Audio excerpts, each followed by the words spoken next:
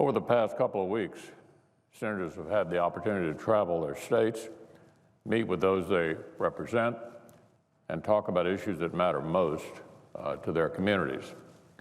I think I speak on behalf of each of my colleagues when I say this is one of the most important aspects of our jobs.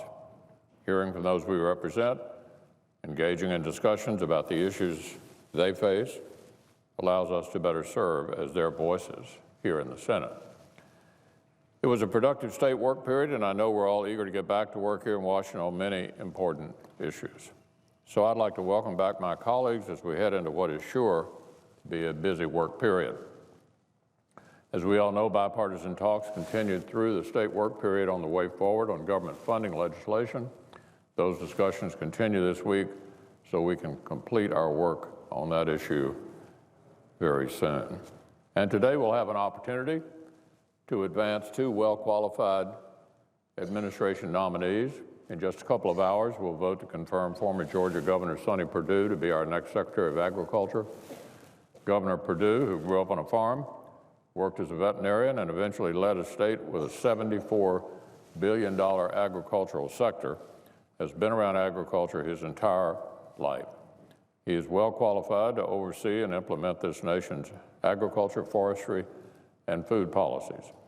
Because of his more than 20 years of public service, Governor Perdue has garnered significant bipartisan backing and was reported out of committee with a near unanimous vote. This is good news for our country, and it's certainly good news for my home state of Kentucky. Kentucky has a strong heritage of agriculture, which plays an invaluable role in our economy. From traditional cash crops like corn and soybeans to groundbreaking innovations like industrial hemp, Kentuckians continue to be on the forefront of agriculture with cutting-edge research and quality products. In addition, Kentucky is recognized as the world capital of both bourbon and horses.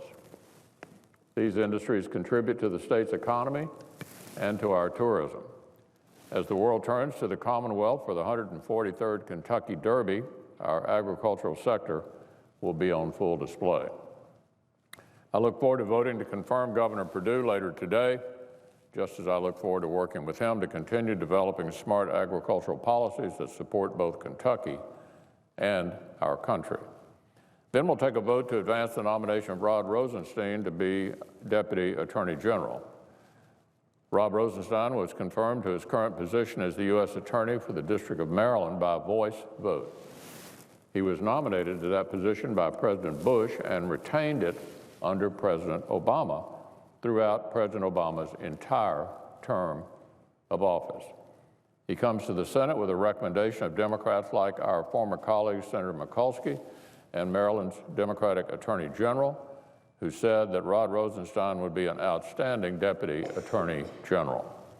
Rosenstein has earned so much bipartisan support to serve as the Deputy AG that the Judiciary Committee reported out his nomination with all but one member voting in the affirmative. So clearly, there's no need to force additional procedural hurdles on this nominee. And yet, Mr. President, our colleagues across the aisle have decided to force an unnecessary cloture vote on his nomination anyway. It's the latest in a long pattern this year of needless Democratic obstruction that is not intended to change a result, just delay for delay's sake. I would urge our Democratic friends to reconsider what they are doing. Mr. Rosenstein is a highly qualified nominee. He's well respected across the political spectrum and within the legal and law enforcement communities. He should be confirmed without further delay.